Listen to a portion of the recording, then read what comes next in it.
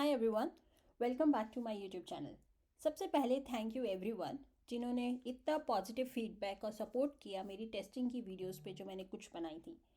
As a result मैंने decide किया है कि मैं अब एक पूरी सीरीज़ बनाऊंगी टेस्टिंग पे। हम बेसिक से शुरू करेंगे, थ्योरी पार्ट से, और फिर हम कोड में जाएंगे। इसका फोकस होगा रिएक्ट जेएस कोड को टेस्ट करना। तो अगर आप एक रिएक्ट जेएस डेवलपर हैं, ये आपको काफ़ी हेल्प करने वाला है। ओके, तो स्टार्ट करते हैं। सबसे पहले क्वेश्चन आता है, टेस्टिंग होता क्या है। टेस्टिंग का मतलब होता है कि जब भी आपने कोई एप्लीकेशन या प्रोडक्ट बनाया है, आप उसको टेस्ट कर रहे हैं to find any issues, bug, कोई यूआई में प्रॉब्लम है या कोई रिक्वायरमेंट गैप है, कोई रिक्वायरमेंट है जो मिस हो गई है, उस सब को हम टेस्ट करते हैं। अब जनरली हम जब टेस्टिंग सुनते हैं तो हमें लगता है कि ये क्यूए होगा या एक टेस्टर होगा जो टेस्टिंग करेगा, बट हम यहाँ पे इस चीज़ की बात नहीं कर रहे। हम बात कर रहे हैं जो डेवलपर्स टेस्ट केसेस लिखते हैं। तो तब भी हम क्यों लिख रहे हैं ये टेस्ट केसेस, उसकी बात आती है। एंड गोल हमारा वही है कि हम कोई बग, कोई इशू, कोई रिक्वायरमेंट गैप ना हो, उसको मेक श्योर कर रहे हैं। प्लस इससे साथ हमें क्या फ़ायदा होता है, हमें ये फ़ायदा होता है कि जब हम अपने टेस्ट केसेस लिख रहे हैं एज अ डेवलपर, वो हमारा डॉक्यूमेंटेशन का भी काम करता है। हाउ?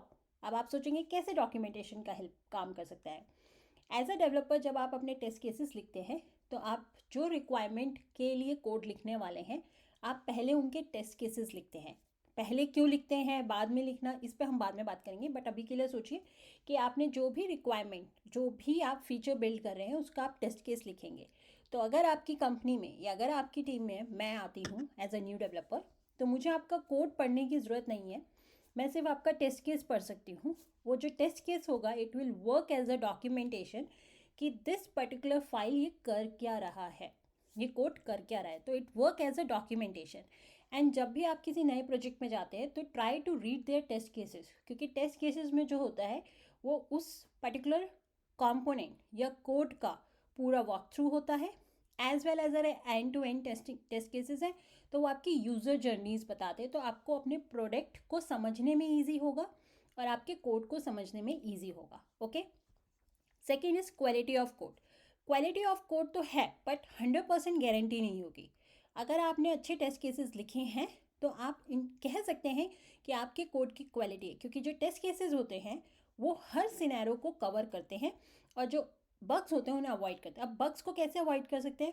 डेफिनेटली जो रिक्वायरमेंट है वो तो आप मीट कर ही रहे हैं। एज अ डेवलपर हम हमेशा हैप्पी सिनेरियोज लेके चलते हैं, और हम बहुत बार जो अनहैप्पी सिनेरियोज होते हैं उनको मिस आउट कर देते हैं। लेकिन जब आप टेस्ट केसेस लिखना शुरू करते हैं तो आपको इन सिनेरियोज का भी समझ में आने लगता है कि अगर एक पर्टिकुलर अनहैप्पी सिनेरियो आ रहा है तो उस टाइम क्या करना है। तो ये सारी चीज़ें आपकी टेस्ट केसेस में कैप्चर हो जाता है। तो आप कह सकते हो कि आपने क्वालिटी ऑफ कोड लिखा है, बट हैविंग सेड दैट ये 100% ट्रू नहीं है। अगर आपके 100% टेस्ट कवरेज है लेकिन टेस्ट केसेस की आपकी क्वालिटी नहीं है तो वो गारंटी नहीं देगा। एक्सेसिबल कोड, हम जो रिएक्ट में जिस तरीके से टेस्ट केसेस लिखने वाले हैं उसमें मैं आपको दिखाऊंगी कि एक्सेसिबिलिटी को कितना सपोर्ट किया जाता है टेस्ट केसेस में।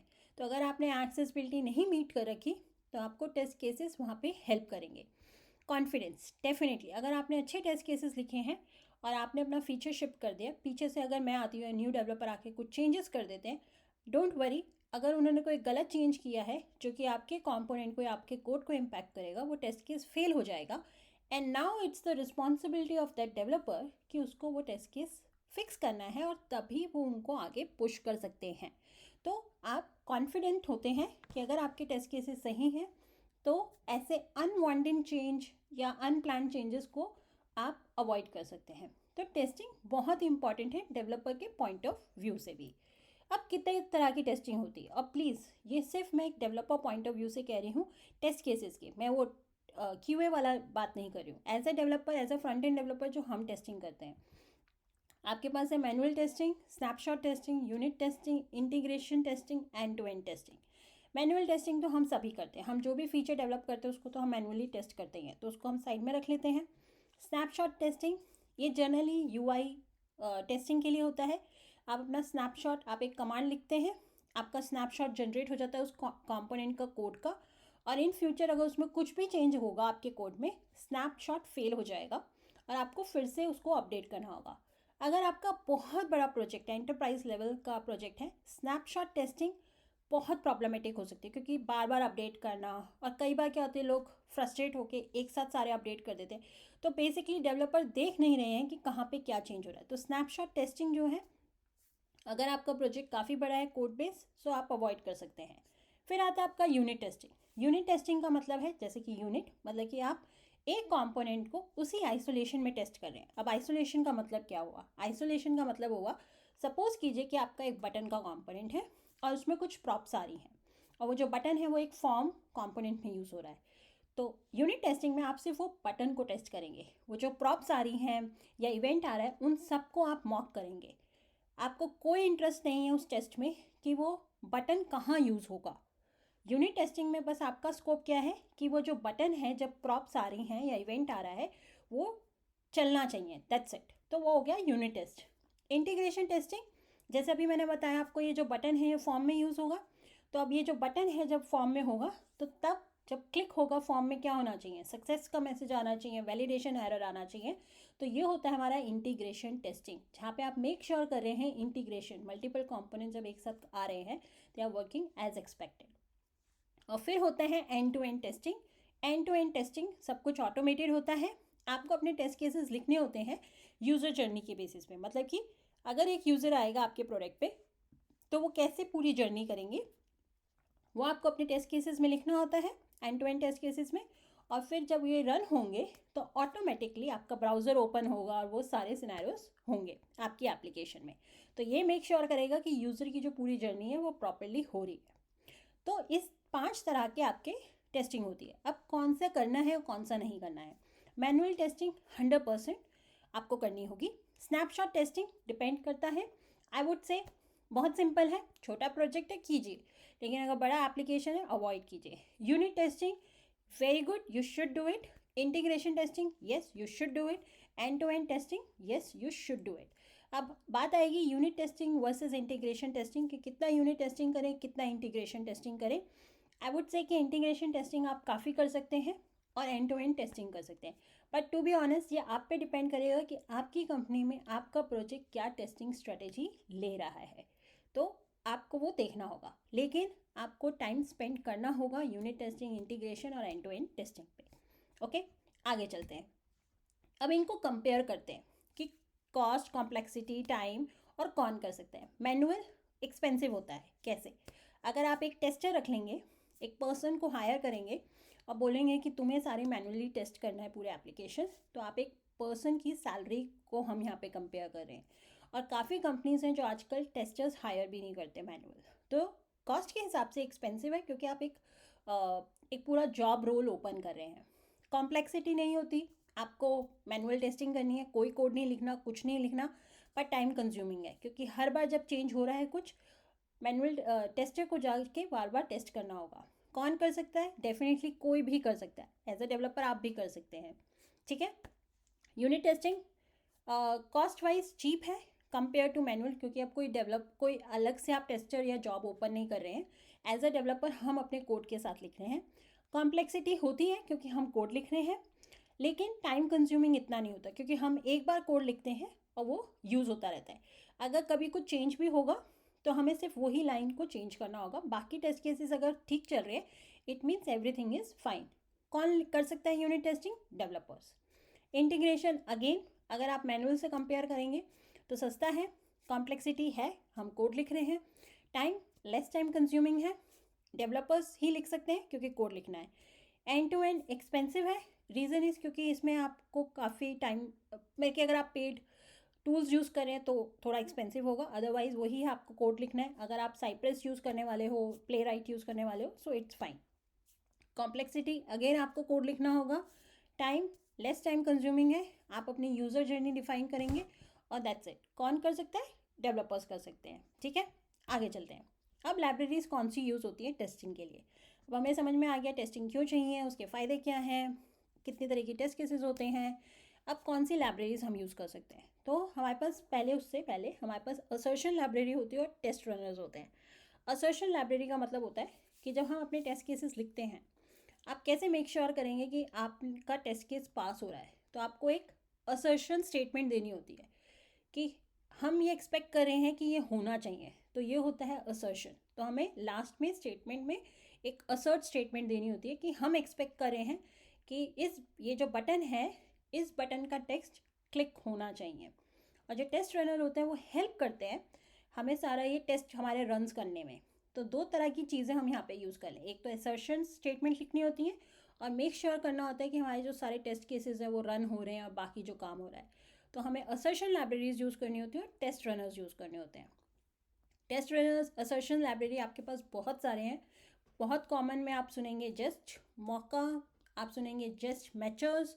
तो just mature is basically assertion library, और टेस्ट रनर में जस्ट मॉका और भी हैं, लेकिन ये जैसे चाय है और भी जैस्मिन है, लेकिन ये जस्ट और मॉका पॉपुलर है। अब किसको सीखना है और क्या किसको नहीं सीखना, अगेन आप कोई भी एक पिक कर लीजिए, क्योंकि अभी हम रिएक्ट जेएस में करने वाले हैं।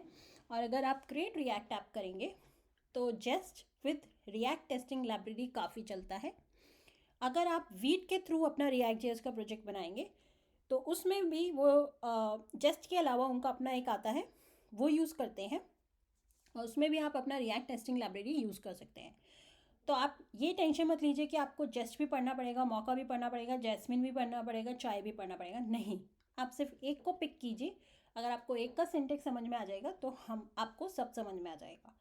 तो हम क्या करने वाले हैं, जैसे मैंने बताया हम रिएक्ट जेएस यूज़ करेंगे, तो हम आइदर या तो हम वीट यूज़ कर लेंगे या हम क्रिएट रिएक्ट ऐप कर लेंगे, और उसके बेसिस पे जो उसमें सपोर्ट होता है हम उसको करेंगे। ठीक है, जो मैंने वीडियोस बनाई थी उसमें मैंने रिएक्ट टेस्टिंग लाइब्रेरी यूज़ की थी जेस्ट के साथ। ओके, आगे चलते हैं। जब आप टेस्ट केसेस लिखते हैं तो उसमें स्ट्रैटेजीज होती हैं। सबसे पॉपुलर स्ट्रैटेजी होती है TDD, टेस्ट ड्रिवन डेवलपमेंट।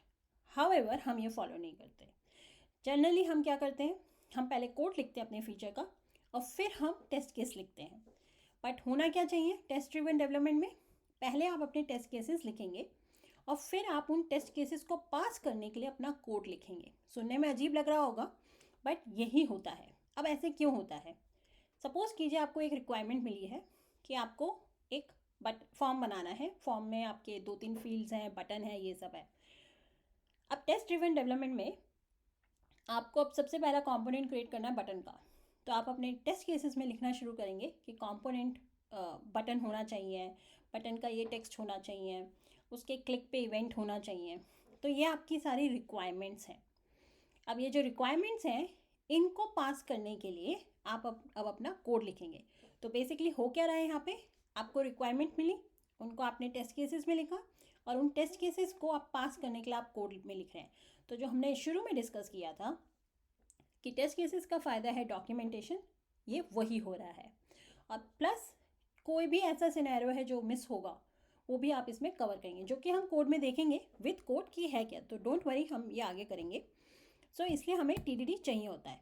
तो यही इस स्लाइड पे मैंने दिखाया है कि सबसे पहले वो फेल होगा, फिर आप अपने कोड को रिफैक्टर करेंगे या लिखेंगे और फिर उसको पास करवाएंगे। ठीक है, अब जैसे मैंने आपको बताया CRA means create React app, वो रिएक्ट टेस्टिंग लाइब्रेरी के साथ आता है। React testing library DOM testing library के ऊपर बना हुआ है, उसको यूज़ करता है, तो बहुत ईजी है यूज़ करने में, हम वो करेंगे। अब आपका टेस्ट केस दिखते कैसे हैं, और यहाँ पे मैं end to end test case की बात नहीं कर रही, मैं यहाँ पे यूनिट और इंटीग्रेशन टेस्ट केस की बात कर रही हूँ। तो हमेशा याद रखिएगा आपके हर टेस्ट केस ऑलमोस्ट ऐसे ही होंगे। सबसे पहले आपको क्या करना होगा, जिस भी कंपोनेंट का टेस्ट केस लिखना है उसको आपको रेंडर करना होगा। फिर उस कंपोनेंट में आपको क्या टेस्ट करना है, कौन से एलिमेंट को टेस्ट करना है, उस एलिमेंट को आप सर्च करेंगे, फाइंड करेंगे, फिर उसके साथ इंटरेक्ट करेंगे। एग्जाम्पल जैसे बटन है, आपको बटन चाहिए था तो बटन का कंपोनेंट रेंडर करेंगे, फिर उस बटन एलिमेंट को ढूंढेंगे। अब आप क्या चाहते हो, आप उसका टेक्स्ट चेक करना चाहते हो, आप उसका क्लिक इवेंट चेक करना चाहते हो, तो आप उन एलिमेंट से इंटरेक्ट करोगे और लास्ट में आप असर्शन स्टेटमेंट दोगे कि उसमें ये टेक्स्ट है, उसके क्लिक इवेंट पे ये हो रहा है, तो वो करेंगे। तो इस तरीके से आपका टेस्ट केस दिखता है, 4 स्टेप में आपका टेस्ट केस होता है।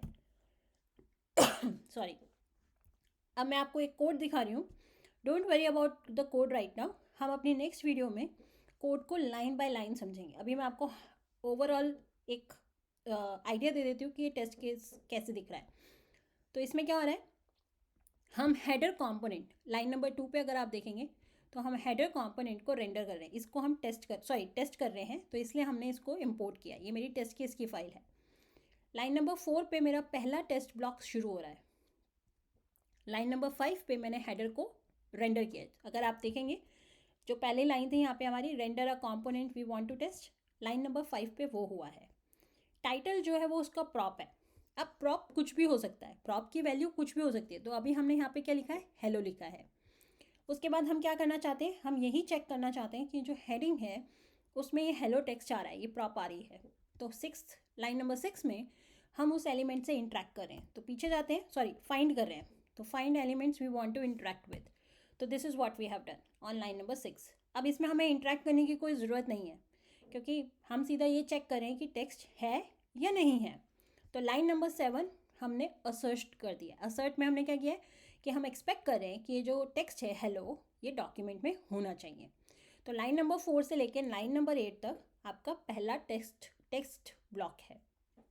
ओके, अब एक स्टेप पीछे चलते हैं और लाइन नंबर 1 से देखते हैं। लाइन नंबर 1 में हम रेंडर और स्क्रीन टेस्टिंग लाइब्रेरी रिएक्ट से यूज़ कर रहे हैं, इंपोर्ट कर रहे हैं। ये जो रेंडर और जो स्क्रीन है वो रिएक्ट टेस्टिंग लाइब्रेरी से मिलते हैं। ये हेल्प करते हैं पहली चीज़ कंपोनेंट को रेंडर करने में। अब हमें यहाँ पे कंपोनेंट क्यों रेंडर करना है, द रीज़न इज़ जब भी आपके टेस्ट केसेस रन होते हैं वो एक डिफरेंट नोड इन्वायरमेंट में रन होता है। जब वो नोड इन्वायरमेंट में रन हो रहा है तो वहाँ पे आपका ये कंपोनेंट रेंडर होगा, हमें वहाँ पे इसे रेंडर करना होगा। जब वो रेंडर होगा तो उसका डॉम बनेगा। रिएक्ट जेएस में क्या होता है, अंडर द हुड आपका एक्चुअली ये JSX को लेके डॉम ही क्रिएट हो रहा होता है, वो डॉम क्रिएट होगा। तो ये जो स्क्रीन है ये हेल्प करेगा उस डॉम में जाके screen dot get by text ये सर्च करेगा इस जो भी हम इस उधर टेक्स्ट पास कर रहे हैं, और जब वो आ जाएगा उसके बाद हम कह रहे हैं कि एक्सपेक्ट करना है कि ये उस डॉक्यूमेंट में है। तो इस तरीके से आपके टेस्ट केसेस को आप समझ सकते हैं। ये सबसे सिंपल एक्सप्लेनेशन है।